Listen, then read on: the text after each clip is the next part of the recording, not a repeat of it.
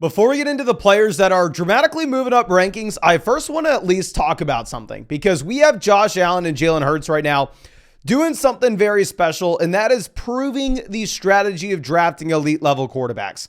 I feel like we kind of have to talk about these guys, right? I mean, you have Josh Allen coming off a game here against Philadelphia where you have 81 rushing yards and 2 rushing touchdowns. To put this into perspective, I mean, let me just pull out a little calculator here. But to go through and score the 20.1 fantasy points that you have on the ground and to convert that to passing yardage, you are looking at 500 passing yards to score what Josh Allen just did as a rusher.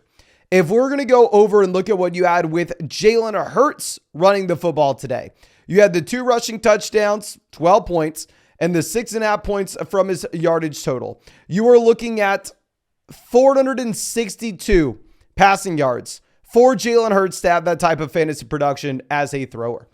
So when you are able to combine, say, the baseline Jalen Hurts is giving you as a rusher here of the 462.5 passing yards in terms of the points scored as a rusher with a quarterback that can have 3 passing touchdowns and 200 passing yards to go along with it. I mean, in the case of Josh Allen in this game, a quarterback that can have 339 passing yards and 2 passing touchdowns to go with it.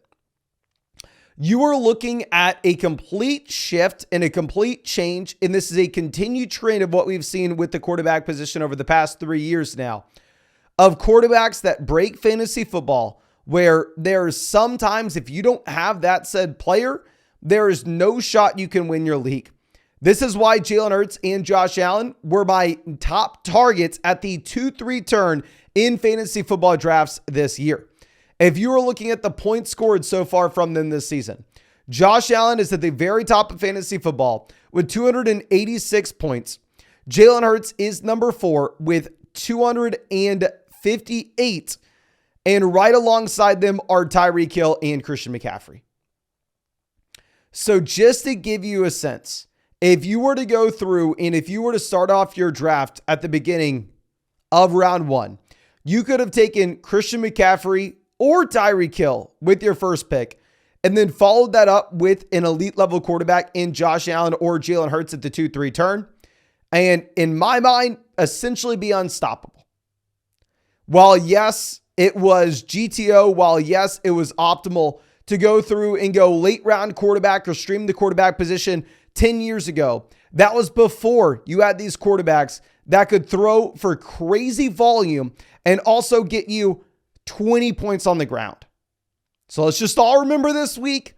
Let's keep track of what's happened so far. And remember, next year, you need to draft one of these elite level quarterbacks because they can legitimately break fantasy football. This isn't Drew Brees of 10 years ago. This isn't Tom Brady of 10 years ago. These are guys that can have comparable passing statistics while rushing the football with a ton of success. Now, let's go over and let's look at some players actually rising up rankings. Starting off with Rashee Rice.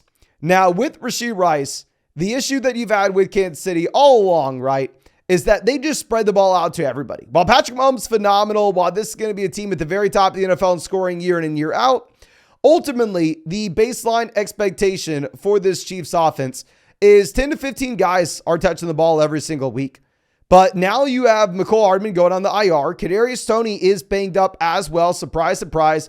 Who really knows what's going on here? Probably seems like they're just figuring out who their talented wide receivers are and they're thinning this out. But nonetheless, the fact that it is thinning out is all of a sudden leading to more usage for Rashee Rice. Where if you are looking at the trend that we have from this PFF graph of Rashee Rice's snap percentage over the course of his rookie season now, I mean, while, yeah, you have a little bit of your up and downs, overall, it's up and to the right. Overall, this is a linear trend going in the right direction. Now, this is the first week where you've seen Rashee Rice go out there and have 10 targets. The first week where you've also seen him crack the 100 receiving yard mark. And going into week 13, probably will be the first week where I have Rashee Rice as a top 24 wide receiver in our rankings. I mean, this was my most drafted Kansas City Chief wide receiver this offseason. Not because I knew he was going to be great, just because I had no idea what to expect in Kansas City. So we are just taking the cheapest guy in those underdog best ball drafts. But yeah, I think you have to rank him now as that top 24 wide receiver, at least a borderline option. And now our next guy that we ranked too low in our rankings at the very beginning of the week, but we did update it later in the week. Zay Flowers is an interesting case here, right? I mean, Zay Flowers, we had as like a low end wide receiver 2, high end wide receiver 3. Then we were looking at the Underdog pick'ems and we were like, oh my gosh, Underdog's projecting him out to have like 75.5 total yards, whatever it was ridiculous. And we were saying, okay, well, I'm taking the fewer than, I think it was 71.5 total yards. You better believe we hit on that. We're still going to call him a must-start option because Underdog did have his pick'em total ahead of like Jamar Chase, right? They had him ahead of some very talented wide receivers that we had him ranked before. And the primary reason why you were looking at that with Zay Flowers is this is a wide receiver that has no Mark Andrews and now is going to be more heavily relied upon in this offense. You see that with 8 targets, which is the highest mark that we have seen since October 15th. I mean, going through and looking at this, 6, 7, 1, 6, 4, 8. I mean, you had a long stretch of games before we see this 8 targets again. Obviously, we get the rushing touchdown. You have multiple touchdowns this week as well. So surprise, surprise, Underdog Fantasy knows more than we do every single week, and we should probably listen to their pick'ems as we make our rankings. But it looks like Zay Flowers with no Mark Andrews will have a larger role in this offense and probably is going to be that rookie breakout alongside Rashee Rice that we are starting every single week. Now, I will say, looking at those Underdog pick'ems for Monday night, I'm actually going to be going with more than 6.5 targets for Jordan Addison under the assumption we have no Justin Jefferson in this offense. I would wait for confirmation before to make sure that we have that for sure. But yeah, of course, if you want to check out any of those pick'ems on Underdog, promo code FLOCK, 100% deposit match, plus our rest of season fantasy football rankings and tiers, and that Justin Fields special pick'em, more than less than half a total yards. So make sure you take advantage. Now, going over to Rachaad White, we got to give the man a shout out, right? Because, I mean, this week, I wasn't all in on starting Rachaad White. I was sitting here going, oh, okay, well, he gets downgraded later in the week. What is the workload going to look like? He's clearly not fully out. Doesn't matter if he's fully out there or not. He is going to go out there and he's going to get every single touch in this backfield. I mean, he has 15 carries. I think the injury was hampering him just a bit. So the receiving volume was at the lowest point it's been since week 1. Week 1, you had an identical stat line, 2 targets, 2 receptions, 10 receiving yards. But outside of that, I mean, you have that very safe floor as a receiver. And now we have seen how reliant they are on Rachaad White in this offense. Even when he's not fully healthy, still playing him about 85% of the snaps here. So going forward, particularly in a full BBR format where the man has 43 receptions so far this season, I want you to do me a favor. If I do not rank Rachaad White as a top, call it 12 running back in our rankings this week, and I'm going to say this regardless of the matchup. Let me just make sure he's not going up against Philly or something. Let's go ahead and let's pull this up. But if I don't have him as a top 12 option, I'm going to need to go to the comment section and drop some clown emojis on my head, all right? Going up against Carolina, okay, if we don't have him as a top 3, obviously, no. But yeah, I mean, going over the next few weeks, you got Carolina, you got Atlanta. I mean, you should probably be all in on Rachaad White at this point. Now, speaking of Atlanta, we are going to go over and talk about our guy, Bijan Robinson. And that Bijan, 32 receiving yards, 91 rushing yards, totaling 120 yards. I believe the first time we have seen this since October 1st against Jacksonville. Gets you the 2 touchdowns. Now, y'all know Bijan Robinson was a running back that we were going through and we were talking about as that buy low option, considering a few factors. 1, hook 'em horns.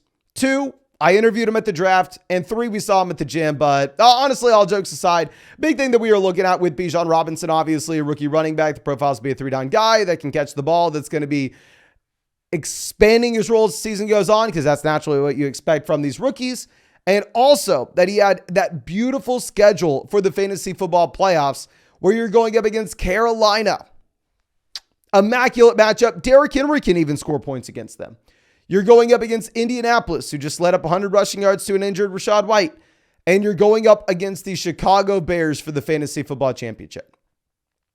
So I want to reiterate, Bijan Robinson is a must-start running back every single week. Please stop asking if you should start him or not. Yes, you should. Bijan Robinson is a top 10 locked and loaded back that's going to continue to get better, that has the best fantasy football playoff schedule of any running back you can find. So I really hope you were able to go out there and buy low on Bijan. Now, someone I was not expecting to be saying is going to be rising in this part of the year was Ramondre Stevenson. Now, with Ramondre Stevenson, what we've been saying all year is inefficient running back, horrendous offense, in a committee. And while 2 of those 3 things may still be true, right? This is still one of the worst offenses in the NFL. He's still been an inefficient running back, averaging 3.9 yards per carry. I mean, the Pats over the past month, 17 points, 17 points, 6.7 points. You still have this as one of the worst offenses in the NFL, and he's still a very inefficient running back. But if you look at this chart from PFF, you are seeing that Ramondre Stevenson's snap share is consistently going up, and he just broke the 75% mark for the first time this season. This is the least we've seen Ezekiel Elliott get used all year. And if you are looking at the volume now in back-to-back weeks against the Indianapolis Colts, he went out there, he had 20 carries for 88 rushing yards. Now against the New York Giants, 21 carries for 98 rushing yards. And going back to what you were looking at with someone like Rachaad White, what's nice about Ramondre Stevenson is he does give you the floor as a receiver, where over the past 2 weeks, he's had 5 targets per game as well. So, yeah, I don't know. I think you probably have to go out there and you probably have to bump up Ramondre Stevenson. Now, the issue is it's just about the worst offense you could ever imagine. Now, let's go over to a running back that I legitimately never expected to be anything coming into the NFL. Kyren Williams, and I'm not joking when I say this. I'm not exaggerating at all. Usually I'd say, okay, he's an outlier, but now we've seen a couple of these small players break the model based off of them just looking completely different than anything we've seen historically. Kyren Williams coming out and dominating the Arizona Cardinals. 61 receiving yards, 141 rushing yards, and multiple receiving touchdowns. Now, a couple things with this. Kyren Williams does have a beautiful matchup against Arizona, where, I mean, you see the Rams drop 37 points. The last game Kyren Williams played, he actually had 158 rushing yards against the Cardinals as well, back October 15th. But if you look at what we've had all season now from Kyren Williams, this is a running back that has given you a floor of double-digit touches every single week. This is a running back that at the same time has had 30 targets through, I believe, about 7 games played. So he's averaging about 4.5 targets per game as well. So you have the floor as a rusher. You have the floor as a receiver. And he's been great while doing so. And I just have to come out here, and this is going to be a dynasty conversation. And I've already thought about some of the research videos we're going to be doing for the Dynasty channel this offseason. And this is going to be one of those big ones that we need to look into, is how are we going through and how are we fixing the size issue with how we evaluate these prospects? Because historically speaking, looking at Kyren Williams, he ran a 4.65 40-yard dash. Horrendously slow. Historically speaking, the only running backs you've ever seen be viable in fantasy that slow are as if they're massive. But the man had a BMI of 28.6, 5'9", 194 pounds. So you had a small and slow running back. We've never seen a running back that was this small and this slow at the NFL Combine perform like this in fantasy.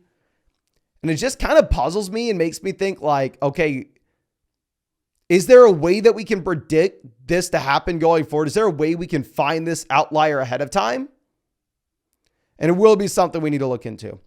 Now, going over to our next guy, Isaiah Pacheco is very interesting here in that now it is just a 2-man backfield in Kansas City. We were always wanting it to be a 2-man backfield. I assumed it was going to be McKinnon and Pacheco, but now you have CEH essentially taking the third downs here, but that's pretty much about it, right? Everything at the goal line is going to Pacheco. Everything in the early downs is going to Pacheco as well. And Pacheco does see 47 snaps in comparison to Clyde Edwards-Helaire at 13 this week. And yeah, super safe roll now. I mean, you've had 16, 19, 15 carries over the past 3 weeks. You've had 5 targets out of the backfield as well. So I'm trying to figure out why Jerick McKinnon was not in this game and how long we can expect McKinnon to miss.